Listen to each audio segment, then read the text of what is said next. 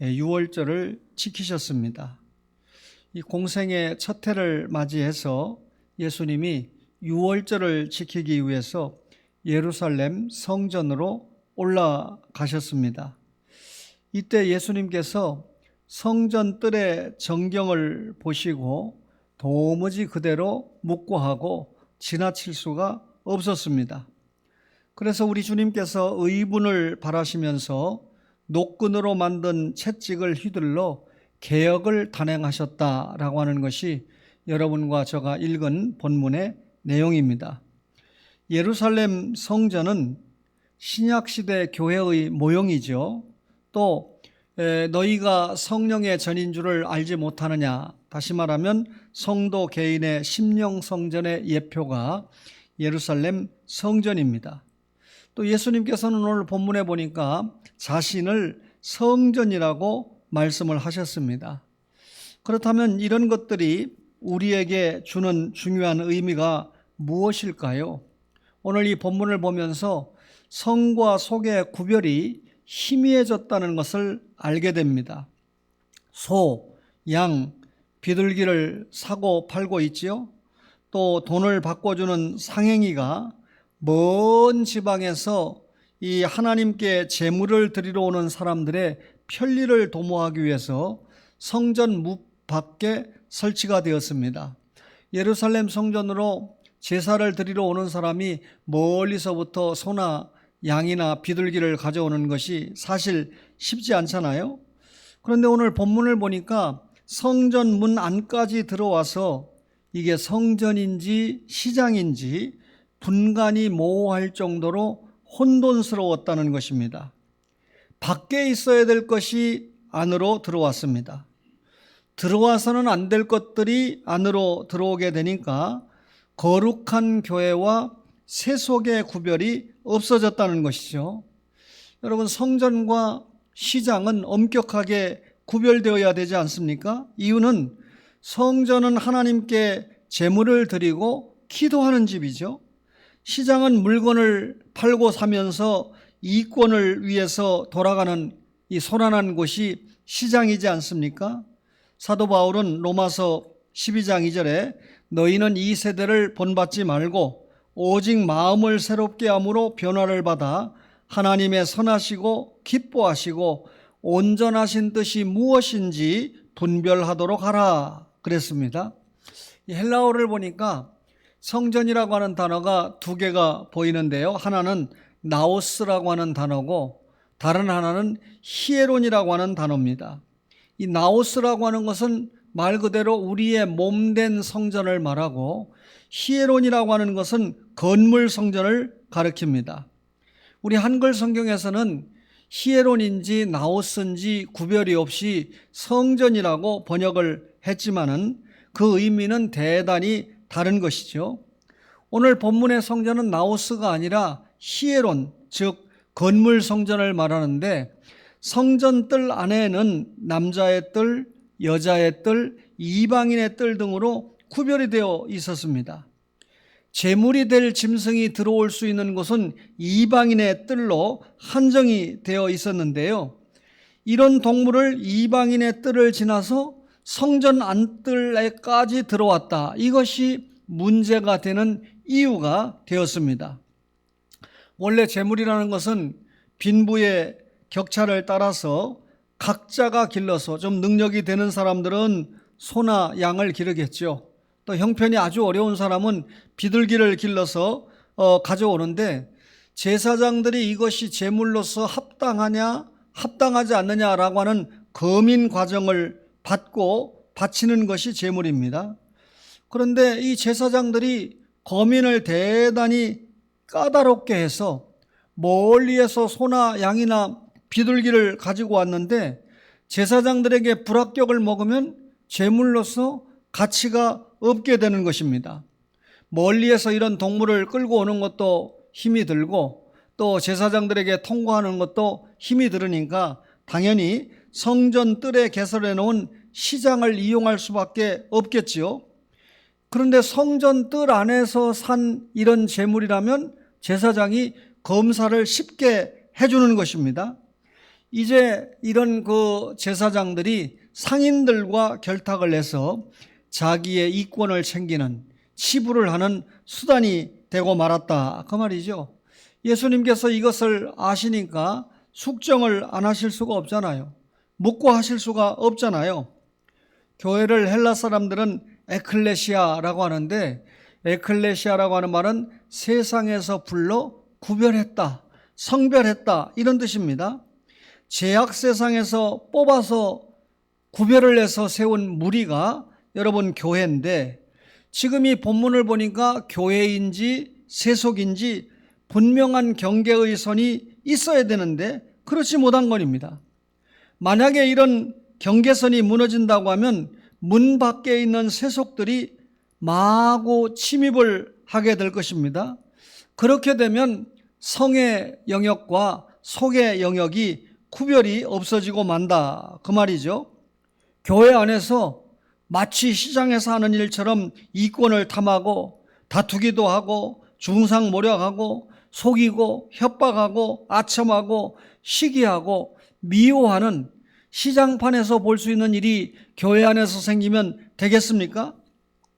현재 이 교회가 당면한 위기는 바로 성과 속의 경계선이 흔들려 버리고 있기 때문에 위기를 당하게 된 것입니다.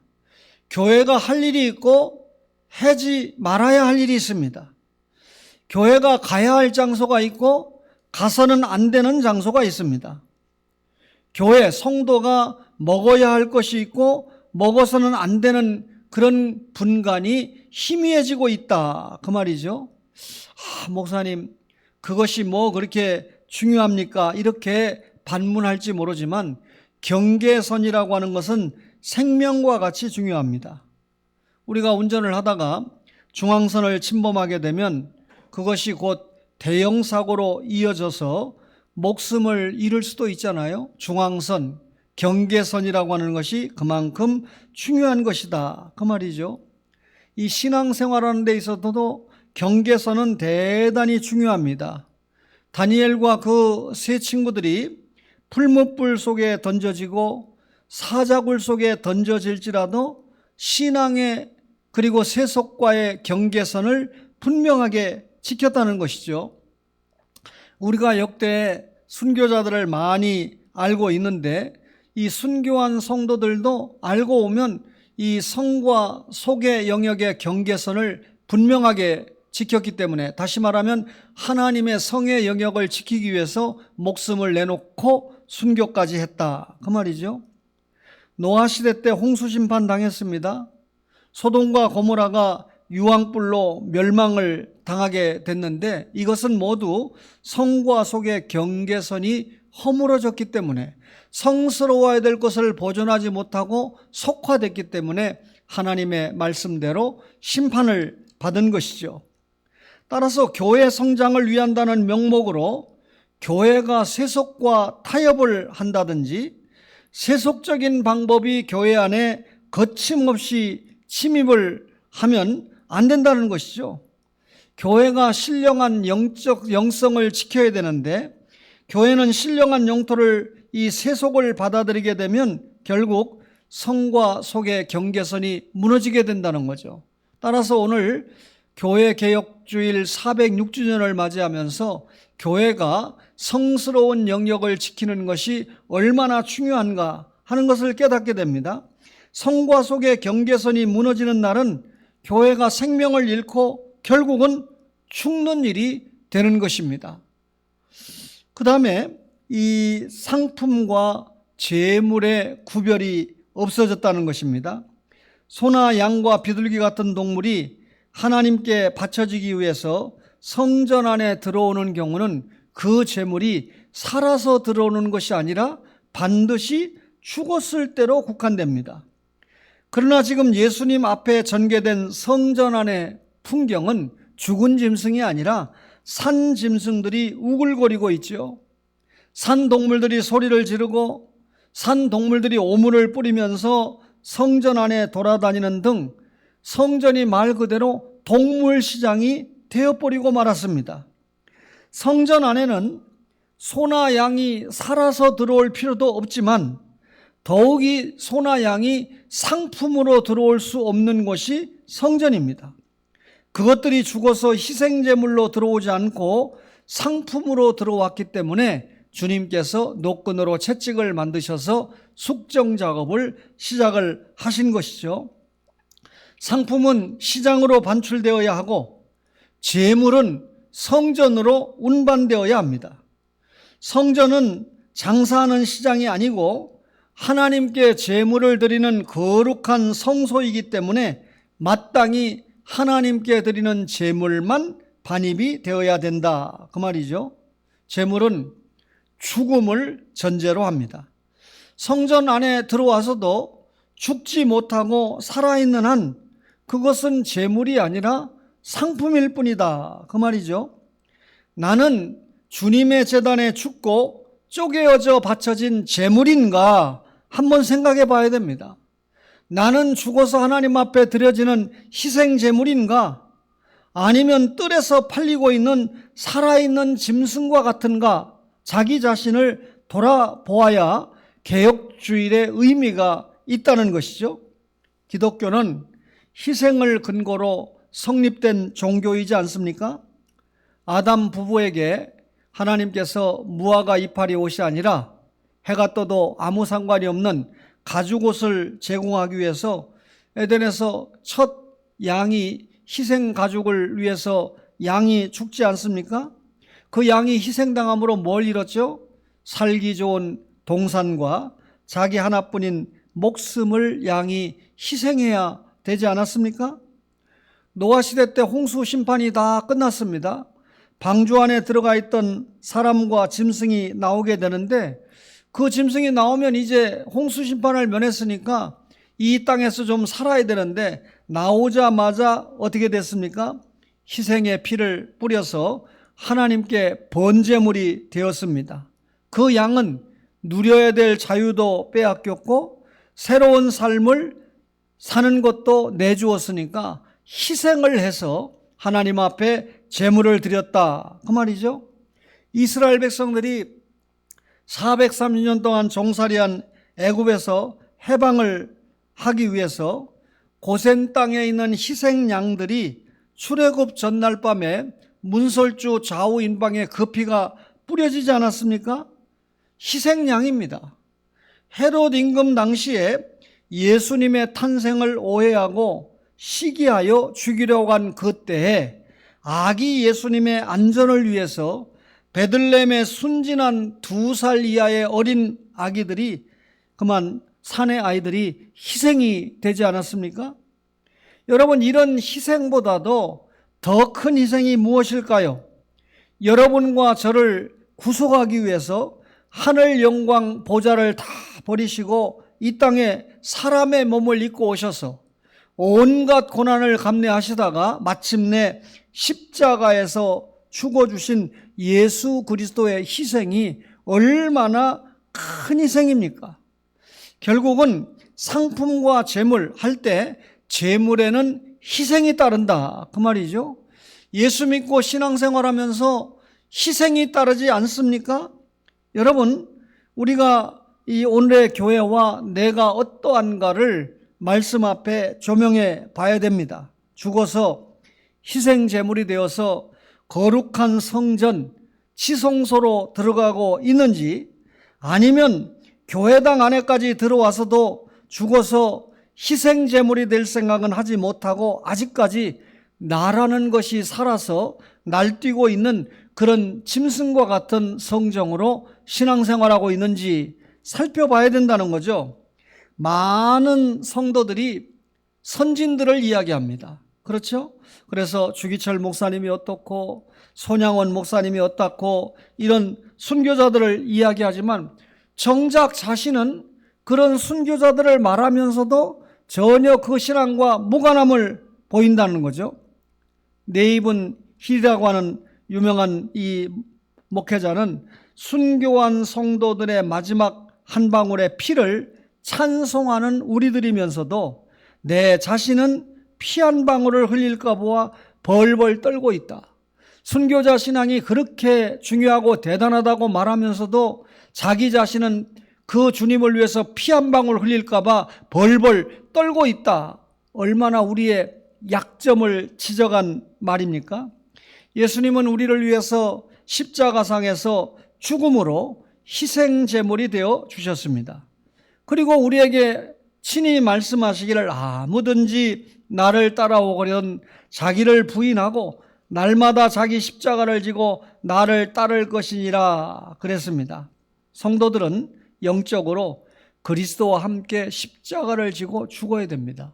영적으로 날마다 주님 십자가를 지고 말씀 앞에 죽어 부복해야 됩니다. 이런 진리를 알았던 바울 사도는 그리스도 예수의 사람들은 육체와 함께 그 정욕과 탐심을 십자가에 못 박았느니라 라고 했고, 그리고 나는 날마다 죽노라 라고 고백을 했습니다.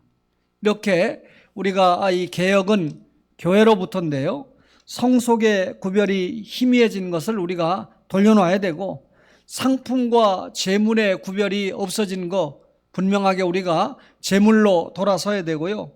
그리고 마침내 성전의 정체성을 회복해야 합니다. 예수님께서 보신 예루살렘 성전의 모습은 본래 모습이 아니었다는 거죠. 정체성을 상실한 부패한 모습 자체였습니다. 예수님께서 채찍을 들고 그들을 성전에서 내어 쫓으면서 내 아버지 집으로 장사하는 집을 만들지 말라 그랬습니다. 공관복음에서는 너희는 강도의 속을, 옛날에 강도의 구려를 만드는도다 그랬죠. 여러분, 예수님께서 그렇게 말씀한 것은 짐승을 팔고 사는 시장은 모두 강도의 소굴이다 이런 말씀이 아닙니다.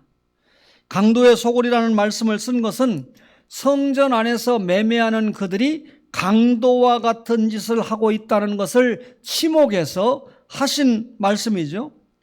그러면 그때 누가 날강도 같은 짓을 했습니까? 당연히 그 시장을 설치하고 운영해서 이권을 독차지했던 제사장들입니다. 당시 성전 군에 설치된 시장은 제사장들의 독점 기업과 같았습니다. 사실 제사장들이 그렇게 먹고 살기가 힘들지 않았습니다. 식생활을 해결하기 위해서 어쩔 수 없이 그렇게 한 것이 아닌 그런 행위였습니다. 제사장들이 변명을 해도요, 분명한 것은 백성들의 11조를 저들을 위해서 드렸죠. 그리고 백성들이 헌물을 드리는 등 고소득을 누리고 있었던 사람들이 제사장들이기 때문에 우리가 어쩔 수 없이 최소한의 생활을 위해서 이렇게 할 수밖에 없었습니다 라고 변명할 여지가 없다는 것이죠. 저들은 자신들이 가진 제사장의 직위를 이용해서 변태 영업을 통해서 재산을 끌어모아서 누가 보아도 제사장이라기보다는 장사꾼이었습니다. 성직자라기보다는 몰입배였습니다. 봉사자라기보다는 착취자였습니다. 강도와 같은 자들이었다 그 말이죠. 이들이 성전을 강도의 소굴로 만든 것이고, 주님께서는 채찍을 휘둘러서 숙정을 단행하지 않을 수 없었던 것입니다. 오늘의 교회가 어떤 모습을 하고 있습니까? 한때 교회가 조직이나 시설이나 규모나 사업적으로는 장날과 같은 홍역기를 맞이하고 외적 양적으로는 크게 흥황을 했지만 지금 그 재단이 신령한 재단이 되어가고 있는가 생각해 볼 상황입니다. 옛날에 기업들이 돈 좀 벌으면 땅을 샀어요. 근데 그 땅이 천문학적으로 이 가격이 오르면서 기업들이 정상적인 기업을 통해서 부자가 된 것이 아니고 그만 투기를 통해서 기업이 부자가 됐죠. 이것을 나라가 뒤늦게 인지를 하고 좀 막기 시작했지만 그래도 이 부산 외국어대학에 속한 성창기업도 기업들이 하는 대로 옛날에 남산동에 엄청난 땅을 사놓았습니다. 그런데 그 땅을 그대로 학교로 내놓았기 때문에 이런 경우는 참 양심적이라 할 수 있죠. 그래서 정말 학생들이 공부하기에 좋은 시설의 학교를 만들었는데 기업들이 이렇게 할 때 교회도 덩달아서 기도원을 사고 또 예배당 부지를 부셨다 다시 졌다 부셨다 다시 졌다. 그거 다 뭘로 한 거죠? 성도들의 헌금으로 한 거죠. 그러다가 어떤 성도들은 자랑할 게 없어서 우리 교회는 죽어서 묻힐 공동묘지까지 있다. 결국은 성도들의 헌금을 통해서 공동묘지까지 사놨다는 거 아닙니까? 여러분, 이런 것은 하나님께서 원하시는 그런 교회 운동이 아닙니다. 오늘의 제단이 주님께서 원하시는 본래의 모습을 갖추고 있는지 아니면 정체성을 훼손한 이런 이 변질된 모습이 아닌지 살펴봐야 됩니다. 교회가 부흥과 성장이라는 말을 많이 듣게 되고 이를 위한 세미나도 많이 열리고 있습니다. 그렇다면 오늘 이 교회개혁 406주년을 맞이해서 우리가 506주년을 맞이해서 교회의 성장과 부흥이라고 하는 것이 과연 무엇이냐라고 할 때 교회 성장이 양적인 것만 가지고 교회 성장이라고 말하지 않습니다. 사도행전에도 양적인 성장을 충분히 말했지만 하나님의 말씀이 흥왕하여 가더라. 결국 백성들에게 하나님의 말씀이 잘 전해지고 가르쳐지는 것을 성장이라고 했습니다. 이 양적으로만 수많은 사람들을 모은다고 여러분 그것을 교회가 성장이라고 말하지 않습니다. 교회가 성과 속의 구별이 분명할 때 그것이 성장이라는 거죠. 여러분 교회 와서 이 성도는 없고 교인들만 있다고 그러면 결국 성과 속에 혼란을 가져온 오늘 본문의 말씀대로 소떼가 많고 양떼가 많은 것 같은 그런 교회가 될 수 있다는 거죠. 교회 성장은 소란, 다시 말하면 분란이 있을 때 성장 아닙니다. 많은 사람이 모였는데 많은 사람이 모였기 때문에 소란해지기 시작해요. 예루살렘 교회 경우는 많은 사람이 모이게 될 때 헬라파와 히브리파 여인들이 과부들이 구제 문제 때문에 문제가 생길 때 교회가 적절하게 7 집사님을 세워서 이 문제를 잘 봉합을 하고 교회가 정상적으로 성장과 성숙해 가도록 조치를 했죠.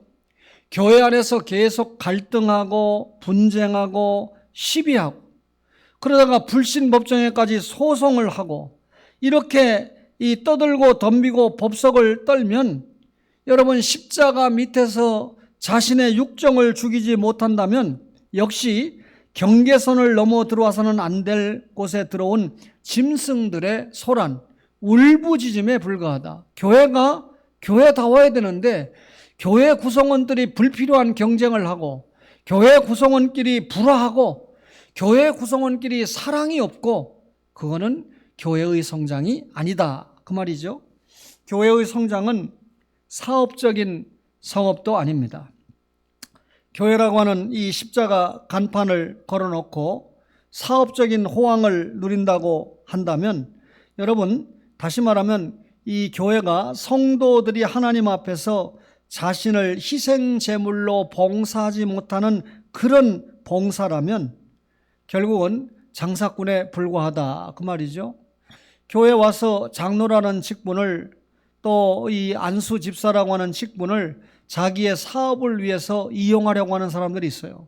우리 교회는 그런 분들이 없죠. 이런 분일수록 좀 사람들이 많이 모이는 곳에 가서 과거에 우리 교회도 신앙생활을 좀 하다가 이 다단계에 빠진 사람이 있는데 다단계는 그게 어떤 경우든지 교회 안에 들어와서는 안 되는 일입니다. 그런데 이 초원교회는 무장이 잘 돼서 자기 다단계 하는데 별로 관심을 주지 않고 또 관심을 준다고 해도 숫자가 그렇게 많지 않으니까 인천에서 가장 큰 교회 중에 하나라고 하는 교회를 가서 다단계를 한다고 갔는데 여러분 이런 경우를 뭐라 그럽니까?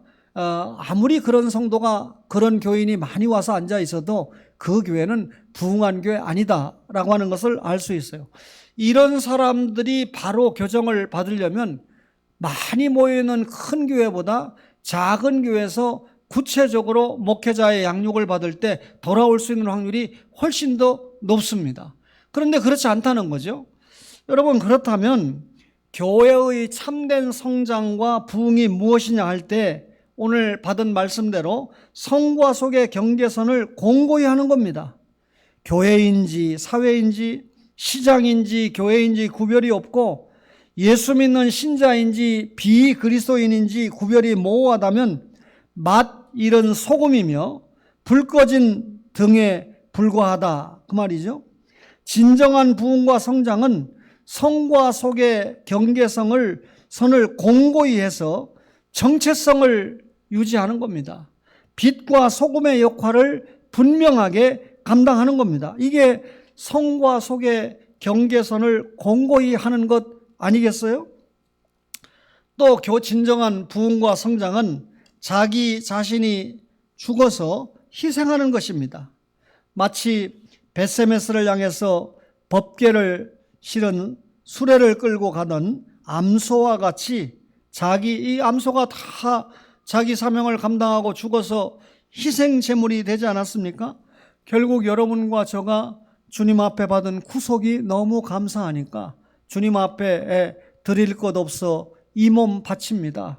우리의 시간과 공간과 몸과 마음을 통해서 주님 앞에 자기 자신을 죽여서 희생하는 것이, 그런 성도가 많은 교회가 진정으로 부흥하고 든든히 세워진 교회다 그 말이죠. 마지막으로 교회의 정체성을 회복을 해서 유지하면서 사명을 수행하는 것입니다. 예수님께서 원하시는 성전의 본래 모습은 하나님께 제물을 드리며 기도하는 집이다 라고 말씀합니다. 말씀하신 대로 교회의 참된 모습은 하나님께 영과 진리로 예배를 드리고 말씀을 선포해서 땅끝까지 복음을 전파하는 것입니다. 이 부산 외국어대학교에 가면 제가 아는 데가 거기밖에 없으니까 학생들이 많이 왔다 갔다 하잖아요. 대학교는 중고등학교가 달라서 수시로 자기 수업 시간에 오가니까 학생들이 많이 오갑니다. 종일토록. 그런데 나중에 보니까 집사님과 청년이 전도를 하고 있었는데 제가 아는 채 할 수밖에 없잖아요. 가슴이 뜨거우니까. 그래서 이 관계를 하게 되고 전화번호도 알고 서로 이제 카톡도 하는 사이에 이분들이 저에게 하소연하기를 신천지와 같은 이단들도 와서 전도를 하니까 학교에서 아예 전도를 못하게 하는 거예요. 신천지가 전도를 더 열심히 하니까. 그러니까 이분들이 자신들은 진짜 전도하고 싶은데 마음이 너무 아픈 겁니다. 제가 그걸 듣고 나는 학교 강의하러 오는 강사에 불과했지만 이복수 목사님께 보고를 하니까 이번에 가보니까 대학교의 앞에 전도할 수 있도록 장소를 만들어 놨어요. 그러니까 비가 와도 눈이 와도 전도할 수 있는 장소를 만들어줬는데 대학교의 앞에 감히 신천지 이단이 와서 거기 전도할 수 있습니까? 보니까 수요일 날은 함께하는 교회, 목요일 날은 대청교회에서 와서 전도를 하는데 제가 지난번에 만났던 이 전도의 하소연을 듣고 말한 최영숙 집사님을 만났더니 목요일 날 전도를 마치고 이복수 목사님과 저에게 점심을 대접하겠다고 그래서 식당에 갔습니다. 근데 식당에서 식사 기도를 딱 마치고 첫 숟갈을 뜨려고 그러는데 총장님과 비서진이 들어왔어요. 그 식당에, 그 넓은 그 여러 식당 중에 하필 그 식당에.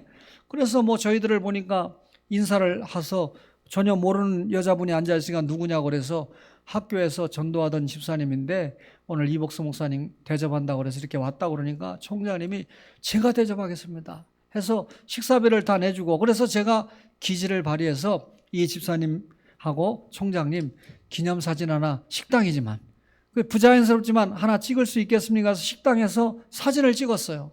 그러니까 이 집사님이 교인들에게 가서 저에게 연락이 왔는데 내가 외대 가서 전도하는 걸 사명으로 삼고 있는데 총장님하고 이렇게 사진까지 찍게 됐다.